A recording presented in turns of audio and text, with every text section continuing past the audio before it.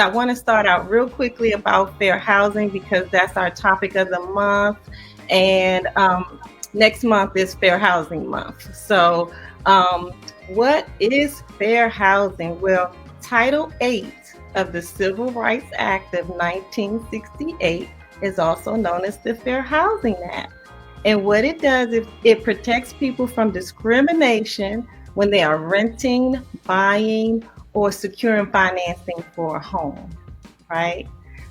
And so the reason why it's important is because historically there were difficulties for people who fell into certain classes. And so the seven, like you're a member of a protective class based on 7 federal categories, and it's your race, your religion, your color, national origin. Those were the original 4 in 1968. And then in 1974, they added sex. And what's interesting about that is in 1974, I had no idea that prior to that, women needed to have a signature of a man in order to buy a house. Who knew that? I found that out when I was in real estate school and I was taking a class, and he said you had to have the signature of your brother, your father, or your maybe husband, or needed to show proof that you had a hysterectomy. My mouth almost fell open. What?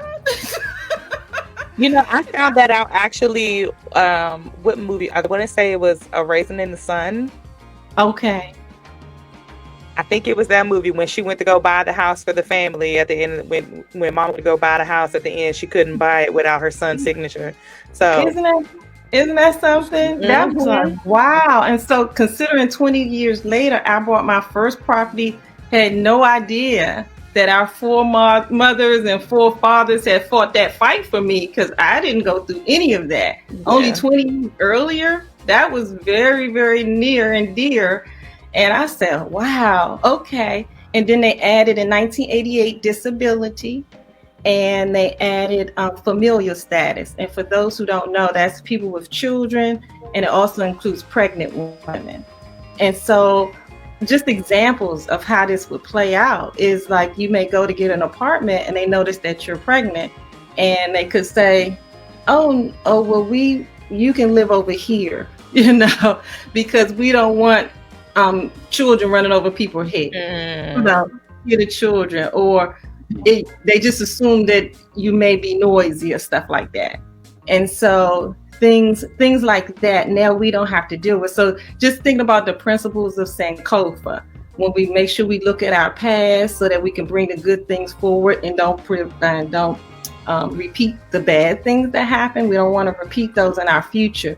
So we want to make sure that we understand what happened. And so I like to bring that to our audience to just know fair housing has been put into place because things were not so good for many of us.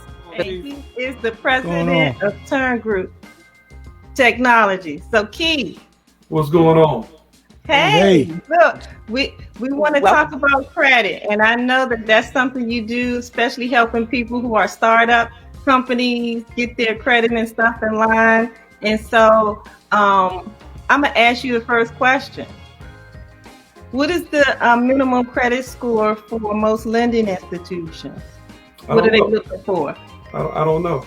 You don't? So what is normally said is that a credit score of 650 is kind of like the base of what people are looking for. Yes. But honestly, I mean, the same thing you just said, there's so many discretionary practices when it comes to banking that relationship matters. And if you don't have the right color for the right connection, even in 2022, that can create some issues. So I would just say, improve your credit to the best of your ability, because that is more leverage than not. People use your credit as a plus, but they'll also use it as a minus. I hear the echo, so I apologize for that.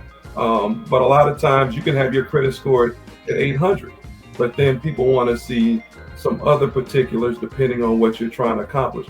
I would just suggest when using your personal credit, try to use, as most people know, try to use under 13% of the credit that's available to you. And people say, well, shoot, I got the credit card, I want to use it. But the reality of it is it hits your credit score extremely hard when you're using more than 13% of what's been awarded to you in that line of credit. Another thing is people don't pay close attention to when they're paying their revolving debt, their credit card. And so the young man that I was advising, he was paying his credit card off every month, and he couldn't figure out why it was still impacting his credit. Well, the problem was he was paying it off every month, but he was paying it on the due date, or he was paying it a little bit after the due date. So when they process that cycle and they go to the next cycle, it's still showing as, as money against your credit. And that counts. So instead of having 0% credit card utilization, he was showing 47% every month.